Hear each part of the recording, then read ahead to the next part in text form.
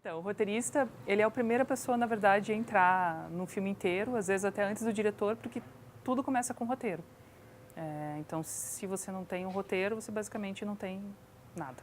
Você não tem uma história para contar, não tem um filme, não tem nada.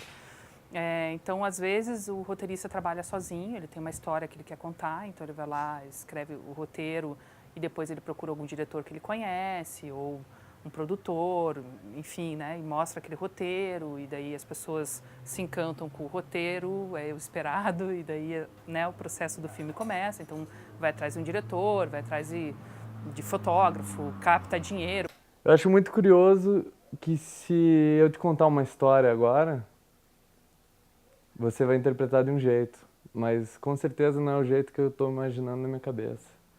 E esse processo é muito curioso porque quando alguém escreve um roteiro, ele tem uma história, quando chega no diretor, ele tem outra na cabeça, e quando ele vai levar para um plano real, né, a realidade é diferente. Então, as locações são diferentes das que você imaginou, os atores com certeza são diferentes, porque são pessoas que você nunca viu na vida. Então eu acho esse processo é uma alquimia, né? É uma sequência de transformações, digamos assim, do que foi concebido originalmente e do que você tem em suas mãos para fazer um material. A unidade de um roteiro se chama cena. Então a gente divide um roteiro em cenas. Então cena 1, cena 2, cena 3, cena 4. No começo de cada cena a gente escreve o número da cena, se ela é uma cena que é interna ou externa, se acontece dentro de um lugar ou fora de um lugar, se é dia ou é noite e que lugar é. Então esse é tipo um cabeçalho assim em cima da cena. E daí você desenvolve a cena. Qual que é a dica? Tipo, cada vez que você mudou uma locação, tipo, a cena, o cara está no banheiro, ele saiu do banheiro e ele foi para o quarto, é outra cena. A gente tenta escrever cada cena como se a pessoa estivesse olhando, né, aquela cena. Então, você vai escrever: estamos em uma casa com janelas amplas, uma parede rachada, pintada de verde, com um relógio na parede. Um homem entra pela porta segurando uma mala pesada. É sempre, então assim, o que eu fui falando, você vai conseguindo criar a imagem. Então, o roteirista tem esse cuidado de... tem gente que pensa que roteiro é só escrever os diálogos e que os atores vão falar. Não, o roteiro é também já dá uma dimensão dos ambientes, das cores, do que como o personagem é fisicamente. Então, é imagem e som.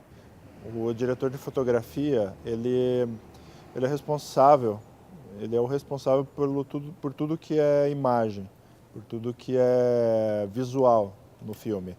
Então, eu diria que o som não é problema do diretor de fotografia, a atuação dos atores também não é.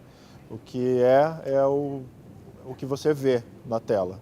Se está bonito, se está feio, se tem a ver com a história que está sendo contada ou não, isso é culpa, isso é a missão, vamos dizer, do diretor de fotografia. Se eu for tentar começar a dividir o que a gente ouve num filme, né, eu dividiria em 4 grandes áreas, que é a área dos diálogos, né, que vai conter todas as vozes, diálogos e vozes, que podem ser captadas ao vivo, podem ser dubladas, ou podem ser voz off gravadas em estúdio. Eu vou ter a parte das ambiências, dos ambientes, que vão ter os silêncios, os ambientes, os BG, que eles chamam, os backgrounds, o que vai estar de fundo, às vezes os walas, que é os buchichos, os bururus, que vão estar por ali. A terceira, os efeitos sonoros e especiais, que são os sons pontuais que vão aparecer, que não fazem parte vão fazer parte do ambiente, mas eles são pontuais. Alguma coisa acontece, quebrou um copo, bateu uma porta, abriu uma porta, né? Caiu alguma coisa, batida de carro, buzinou, não a buzina do ambiente, que não, estou esperando alguém, opa, chegou alguém. É diferente, vê como é o mesmo som, mas pode mudar de categoria, né? Os sons, todos os efeitos sonoros que vão ajudar na narrativa desse filme, no contar esse filme. E a música. Essas são as grandes áreas. Eu trabalho com diretores assim, alguns que sabem logo do início bem o que querem. sabe? Então, às vezes, o próprio diretor, ele já me dá a época em que o filme vai acontecer, já me dá a cor do filme, sabe? Para eu desenvolver a partir das especificações dele. Se não tem essas especificações do diretor de início, a coisa está um pouco mais aberta, daí eu, através do roteiro, normalmente, né, o roteiro já está escrito, já existe um roteiro quando eu chego para trabalhar, a partir do roteiro eu vou propor, né, ou a partir da trama das personagens, ou a partir dos locais que o roteiro descreve, sabe? Então eu vou propor uma ambientação num determinado tempo, num determinado lugar, sabe? Para aqueles determinados personagens.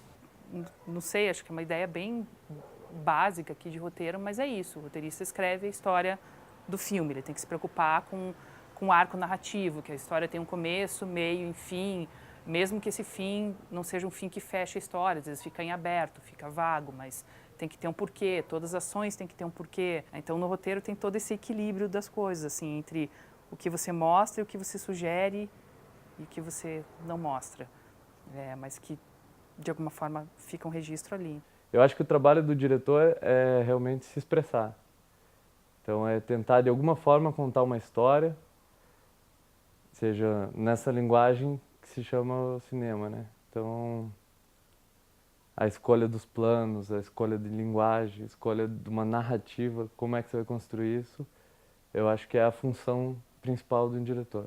E assim, tem o processo de criação dos personagens também, que é um processo assim, tipo, você cria os personagens e você se apaixona por eles, e eles passam a falar através de você, assim, você não controla, chega um ponto que você não controla mais aqueles personagens, sejam eles bonzinhos ou maus, você não controla e você passa a trabalhar naquilo. Então eu às vezes escrevo cenas que eu choro quando estou escrevendo, tem cenas que eu dou risada, tem cenas que quando eu estou escrevendo eu começo a xingar o personagem, tipo, conversando com ele, falando, eu não acredito que você está fazendo isso. E é o personagem que está no papel, parece uma coisa de louco. Mas é assim, não tem como ser diferente, eu acho, né? Não tem como você ser... Não tem como ser de outra forma. Você se entrega para aquilo e você faz aquilo e é parte de você. E depois você entrega isso para o mundo. E o mundo te devolve pedradas, te devolve amor também, te devolve de tudo um pouco. E você vai se acostumando com isso, assim, porque também é bom isso. É bom você se jogar no mundo dessa forma, sem medo. O que eu levo em conta para escolher a maneira com que eu vou contar a história é como eu imagino quando eu estou lendo, né? Eu leio o roteiro e, naturalmente, eu imagino uma maneira dela ser contada.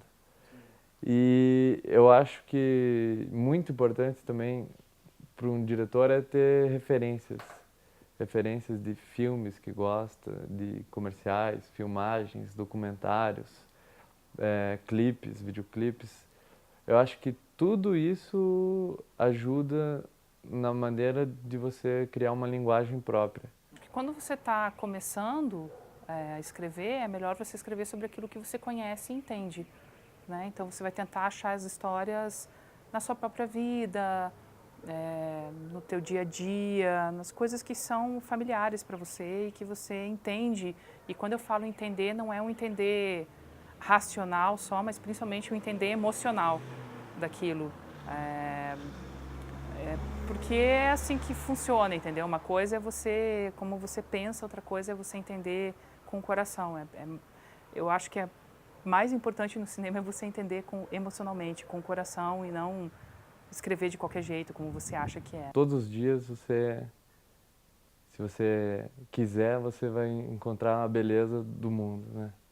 Você vai se deparar com coisas maravilhosas. E um diretor, ele tem que estar sempre atento para essas coisas. Porque são nesses detalhes que o material, quando você for filmar, você vai conseguir se expressar, né? E o que importa é a história que está sendo contada.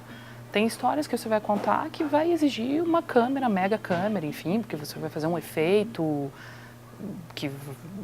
mirabolante de criar um monstro ali, e você vai precisar de certas coisas técnicas que você vai precisar daquela câmera. Mas assim, às vezes você vai contar uma história que é um homem e uma mulher conversando num café, acontece alguma coisa, não sei, uma coisa mais simples, e aí você tendo uma boa história, você tendo um bom ator de direcionamento, se você vai contar em VHS, se vai contar em uma câmera de celular, o que importa é a verdade por trás do que você está contando, entendeu? É a centelha da vida ali acontecendo, é essa verdade que acontece.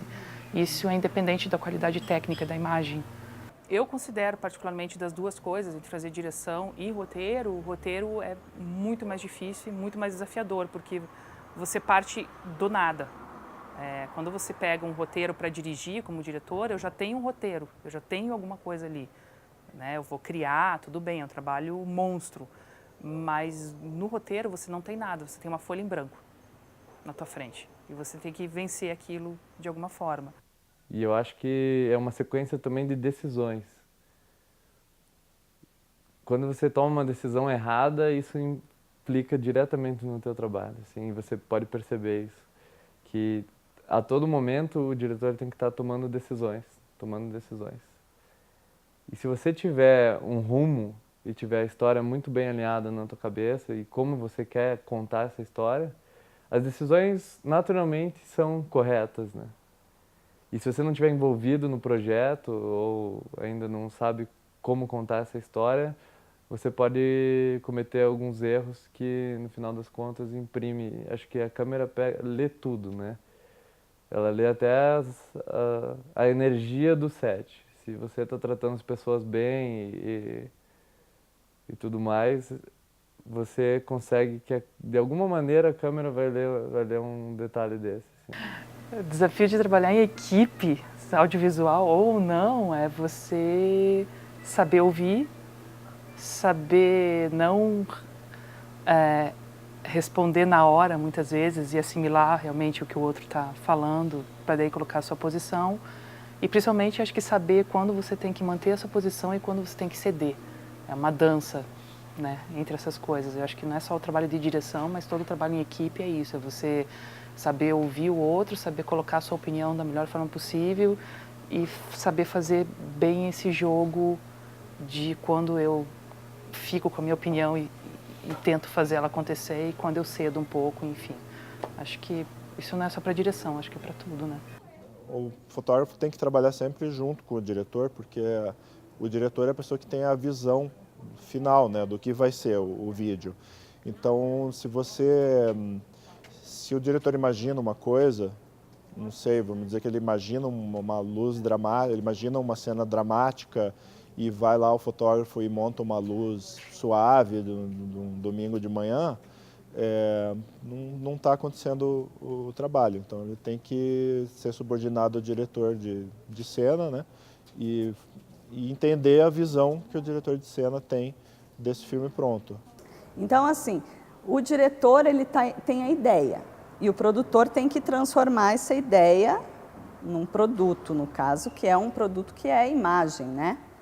Então, tem que ir atrás de tudo. O produtor, tipo, vai ir atrás desde, sei lá, dos equipamentos, da alimentação, do local onde vai ser gravado. Quando eu chego num set de filmagem, na verdade, eu já fiz algumas coisas antes, né? Eu já tive que trabalhar um pouco antes, que foi...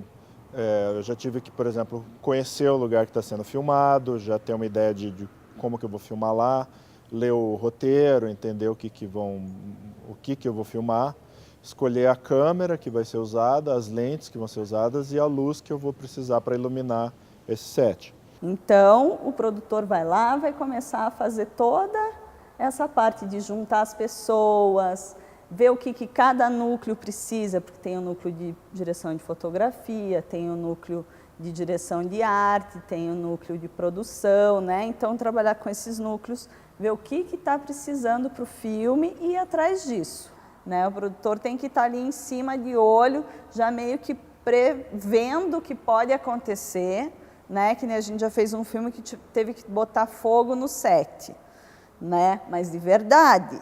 Então, assim, o produtor tem que ir lá, tem que ir atrás de seguro, tem que entrar em contato com um bombeiro, tem que, tipo, fazer testes, tem que, sabe, tem que estar todo em cima ali daquela produção para tudo dá certo, porque está envolvendo muita gente, né? E pense, você tem que tacar fogo num cenário, isso aqui é um fogo de mentira, né? De verdade, mas de mentira. E outro, você não quer queimar o cenário inteiro, né? Então, tipo, são vários truques e isso você tem que contar com ajuda especializada. Então, o que é importante para o produtor também é saber quem são as pessoas que vão conseguir ajudar ele, né? Porque a gente não faz nada sozinho. Então, o produtor é a pessoa que sempre está fazendo parceria ali. O diretor de fotografia ele tem que coordenar principalmente a equipe técnica, né? Que são basicamente eletricistas e maquinistas. O eletricista ele é responsável por ligar, acender as luzes, montar as luzes no tripé e cuidar para que não tenha nenhum problema, por exemplo, um incêndio ou queimar uma luz, porque geralmente são luzes caras que a gente usa, não queimar uma lâmpada e zelar por esse equipamento de iluminação. E o maquinista ele é responsável pela segurança de todo mundo e do equipamento no set de filmagem. O maquinista, se o diretor pedir, falar que queria uma câmera no alto daquela árvore lá, é o trabalho do maquinista ver como que ele vai fazer isso. Se ele vai amarrar numa corda, se ele vai botar em cima de uma escada e de que maneira ele vai fazer isso, porque a câmera não caia, porque não caia alguma coisa na cabeça de alguém, para que todo mundo esteja seguro no set, né? Olha, um diretor de arte num filme, ele é responsável pelo visual do filme, né? Pela parte estética do filme. Então ele trabalha em parceria com o diretor do filme e ele é quem vai comandar toda uma equipe que são os responsáveis pela arte do filme. Então ele vai comandar o figurinista, ele vai comandar a pessoa que vai responder pelos objetos do filme, sabe? Vai estar em comunicação total com o diretor de fotografia do filme. Então, a função do figurino é pensar, elaborar, pesquisar o que cada um dos personagens vai usar dentro de cada cena. E quando eu falo cada um dos personagens, é desde o principal, aquele cara que aparece, até o figurante lá atrás, que mal aparece, só aparece uma pessoinha, é responsabilidade do figurino que aquela pessoa está usando. Então, sapato, acessório, qualquer tipo de vestimenta é do figurino. A maquiagem no filme não é só você chegar lá e fazer o seu trabalho, né? Na verdade, a equipe de filmagem é um corpo. Então a maquiagem está ligada muito a, primeiro, fotografia, né? Diretor de arte e figurino. Então você baseia a maquiagem que você vai fazer de acordo com a luz que o fotógrafo está fazendo, né? E depois com o figurino e depois com a arte. Então daí você vai ver paleta de cor, o que combina mais, o que não combina, o que está de acordo dentro do que te pediram. O diretor de arte, ele pode propor as cores do filme, por exemplo, sabe? No início, quando ainda ele está em estudo de roteiro, fazendo decupagem do roteiro, ele pode pensar qual é a cor que esse filme vai ter, por exemplo, e sugerir uma paleta de cores. Então, dentre todas as cores existentes, ele vai escolher alguma composição de cores, ou pensando em contraste de cores, ou pensando em harmonia de cores, e pode propor as cores do filme. Então, o trabalho do figurino começa com uma reunião, né, com toda a equipe. O diretor passa a ideia do projeto, mas eu tenho que estar alinhada principalmente com o diretor de arte, né, porque o diretor de arte me passa a estética, o que ele imagina. O diretor fala, eu quero uma coisa bem fantástica, super colorida. Aí o diretor de arte me vem com uma pesquisa de referência e junto a gente faz uma outra pesquisa e trabalha junto para que o figurino converse com a estética do filme. Aí entra a maquiagem junto e tem que estar todo mundo alinhado para que fique, né, não fique fora do tom, assim. A pessoa tem que parecer que está maquiada, né? Tem que parecer no vídeo que não está maquiada, mas ela está maquiada.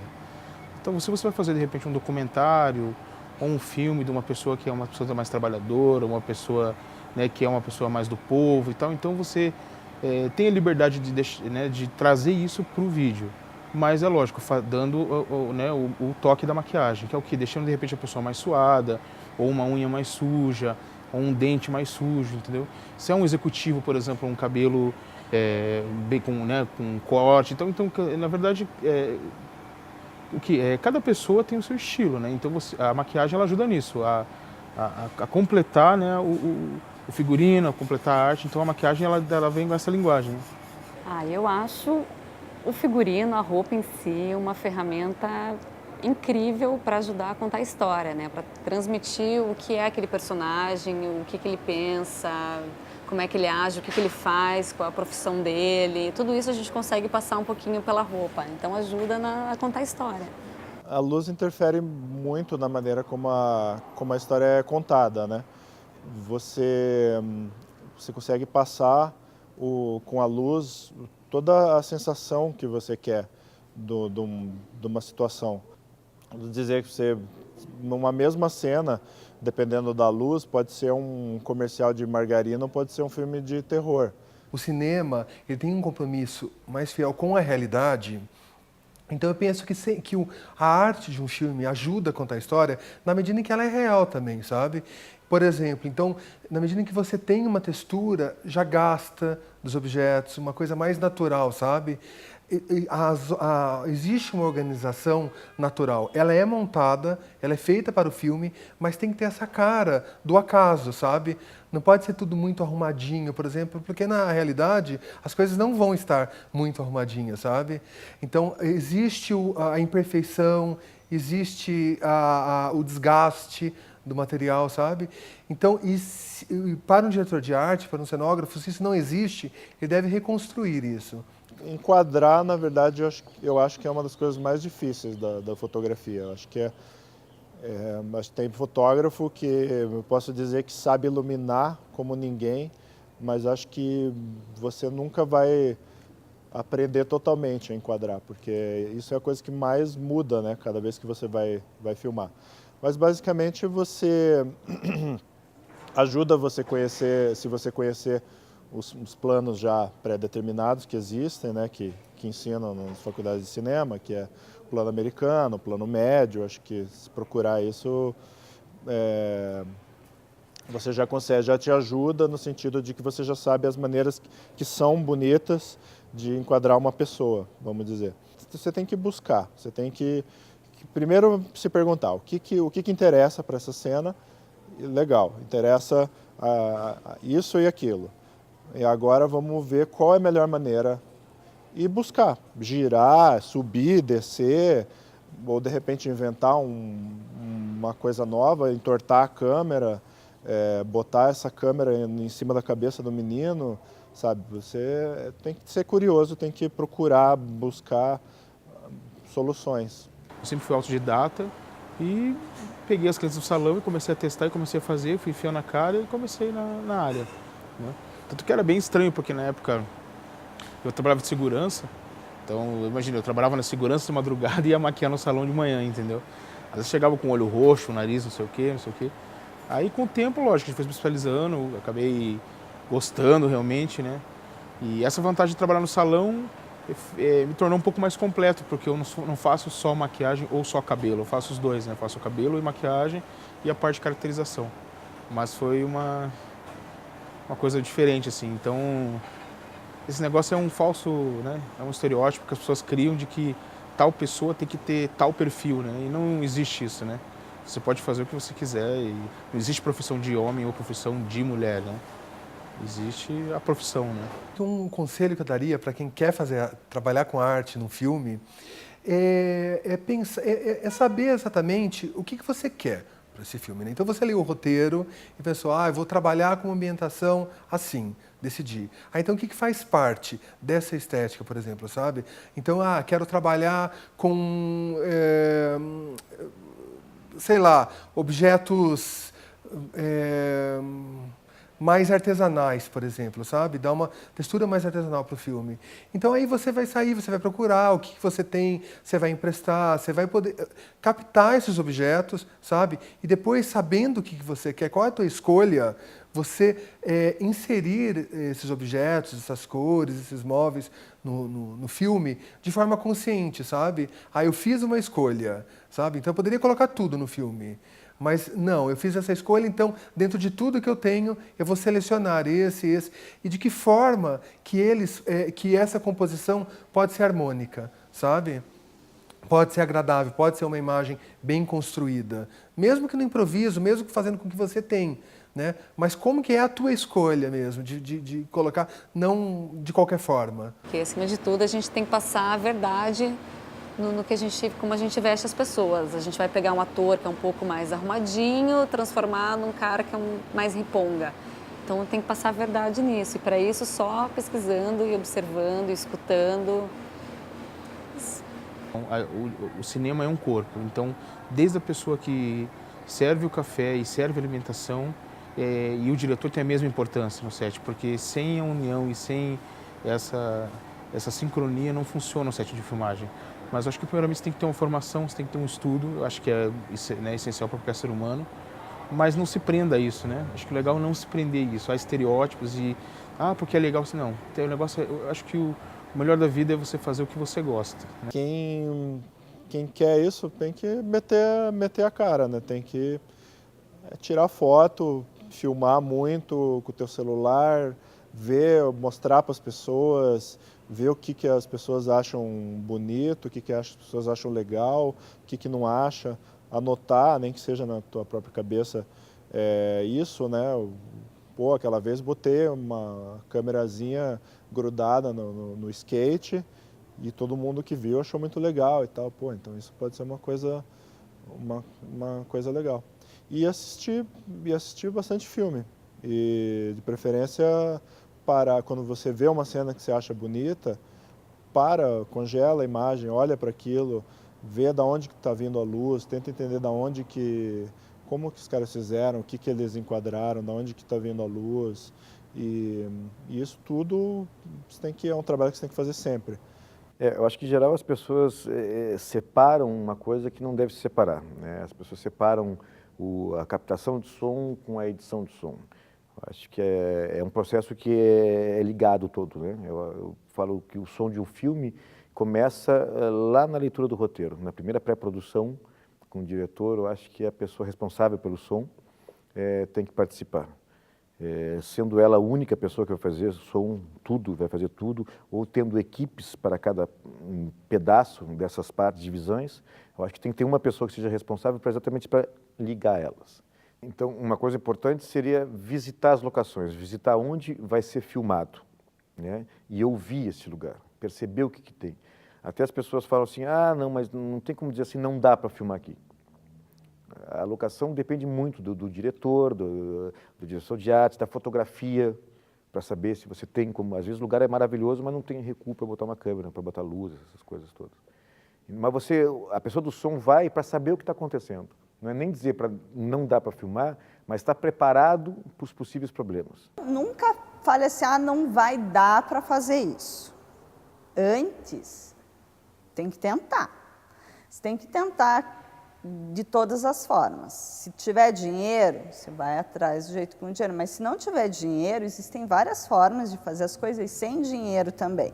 Óbvio, né? Que com dinheiro se consegue num grau assim, sem dinheiro se consegue de outro jeito. Mas é possível, de qualquer forma, você realizar um filme, você, né, conseguir as coisas. Você pode pegar emprestado, você pode, sabe, com criatividade desenvolver uma forma de, sabe, utilizar uma coisa de uma forma diferente, entendeu? Então, eu acho assim, o produtor não pode faltar criatividade.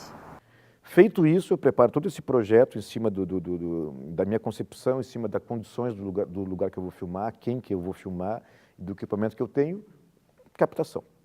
Daí é a hora do som direto, da captação, das filmagens. Esse momento, se é essa pessoa ou se é uma equipe, né, se é uma equipe separada, ela vai ser brifada. Então, eu, responsável de som, vou chamar as pessoas do som direto. Aí 1, 2, 3, senta, reunião, às vezes com o diretor, às vezes não, e vou explicar, a ideia é essa, o lugar tem tal problema, eu acho que tem que pensar assim, eu gostaria de uma cobertura assim, grave muito silêncio que eu vou usar depois. Você dá uma brifada no que precisa, essa equipe vai fazer isso, se quiser fazer mais, melhor, mas, né, existe esse contato. E daí vai para o terceiro passo, que é a pós-produção. Na verdade, o filme todo vai para a montagem, primeiro. O montador, ele já vai Geralmente, quem vai fazer a edição do filme já começa a fazer uma primeira edição do som, porque ele vai precisar do som, ele vai sincronizar esse som, ele vai trabalhar em cima desse som, e esse som vai ajudar ele. O editor, ele vai pegar a parte final já da produção. Depois que já foi produzido o material, já foi filmado, já foi dirigido tudo, daí chega na mão do editor. Quando a gente recebe o material, eu costumo dizer que é como se fosse um quebra-cabeça. A gente tem 1 milhão de peças na mão, 1 milhão de takes de coisas que foram filmadas, e a gente tem que ordenar aquilo para que no final a gente tenha um produto só que faça sentido. A diferença é que no quebra-cabeça você só pode pôr uma peça em um lugar específico. Você não tem como colocar a peça do meio no canto, a peça do canto no outro lugar. Não dá, senão a imagem não fecha. E na edição, não. Você tem muitas possibilidades de fazer um material. Existem vários processos na parte de montagem. A primeira que eu digo é a montagem mesmo, onde você vai pegar todo esse material e fazer uma sequência. Terminando isso, que normalmente a gente chama de primeiro corte, você vai daí entrar na parte de finalização. Quando você tem o corte definido, você vai na parte de finalização. Daí envolve tratamento de cor. Normalmente tem uma pessoa que é especialista em tratamento de cor. Tem, por exemplo, às vezes você quer fazer o título do material do teu filme, você quer fazer em uma animação. Então vai ter um cara que trabalha só com animação. Ele vai fazer a parte da animação. Daí tem também o cara do áudio, que vai tratar todo o áudio, ele vai colocar a trilha, ele vai colocar aquele barulhinho do passo que às vezes não deu para ouvir, ele que vai inserir depois, entendeu? Depois que ele montar, com o corte final, isso vem para o editor de som. Eu vou separar esse som em diálogos, ambientes, efeitos, ruídos, sons, efeitos especiais, o que eu vou gravar de fole, música. Depois disso, a gente vai para a última parte, que é a mixagem. Mixagem de finalização, que é exatamente isso. Essa pré-mixagem também vai para o negócio, não, agora nós vamos mixar o filme. Nós vamos pegar e vamos fazer toda uma relação de ruído, de distância, de volumes, isso é mais, isso é menos, mas isso é menos, mas está muito menos em relação ao outro menos, sabe? Para não ter aquele negócio do filme, que no começo do filme você tem que aumentar o volume para ouvir aquela voz, e lá na frente do filme tem uma coisa, negócio que tem que baixar o volume. Eu sempre falo, o filme que você assiste em casa, que você tem que ficar mixando em casa, você tem que aumentar e diminuir o volume, é um filme mal mixado. É muito difícil acontecer do diretor filmar primeiro a cena 1, depois a cena 2, depois a cena 3, né? Filma tudo misturado. Então, quando chega na edição, primeiro é o que você vai ordenar. Primeiro vai a cena 1, a cena 2, a cena 3, daí você vai fazer os cortes de câmera, às vezes filmam com 1, 2, 3 câmeras, e vai juntando tudo isso para chegar no final e você ter um projeto, um material que faça um sentido e o material final.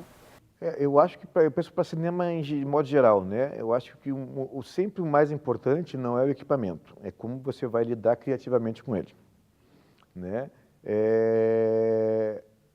E eu falo muito com meus alunos, e penso muito nisso, que muito mais importante do que como, quando, onde, quem e o que, é o porquê. O importante num filme falado, narrativo, é que você se entenda o que se fala. E ter coerência entre os planos. Como eu falei, aquela história do piscar, o ouvido não pisca. Então, se eu pego, oi, tudo bem, e o silêncio que está atrás fica... Eu vou levar um susto, porque o meu ouvido não está acostumado. Agora, se tiver, oi, tudo bem, o corte tem... É levinho, eu não percebo.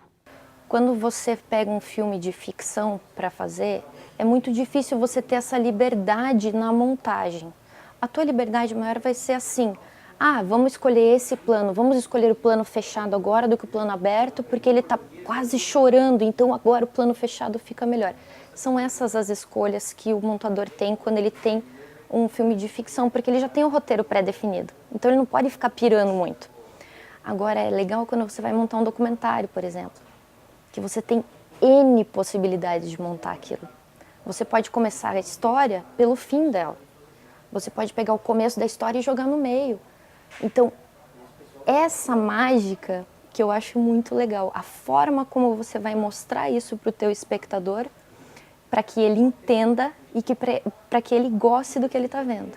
A gente trabalha em documentário diferente da ficção, que você trabalha uma estrutura narrativa a partir de cenas e diálogos, a não ser que você vá trabalhar um documentário que seja um diálogo com a ficção, mas o documentário mais tradicional, a gente trabalha com dispositivos, elementos.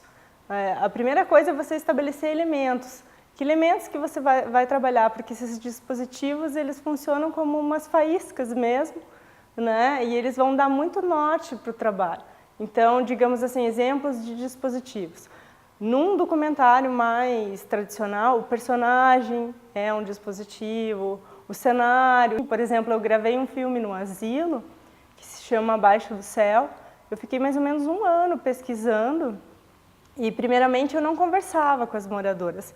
Eu ia lá e ficava sentada em várias partes desse asilo e observando, assim, sentindo aquele cheiro daquele lugar. E aí, no decorrer da pesquisa, eu percebi, depois eu comecei a conversar com elas e percebi que não era necessário para o filme as conversas, porque as histórias eram muito parecidas, de vida de quem vai parar no asilo. Mas eu acho que tem uma questão bem importante aí, que é o limite da criação e da invenção, que para mim é ética.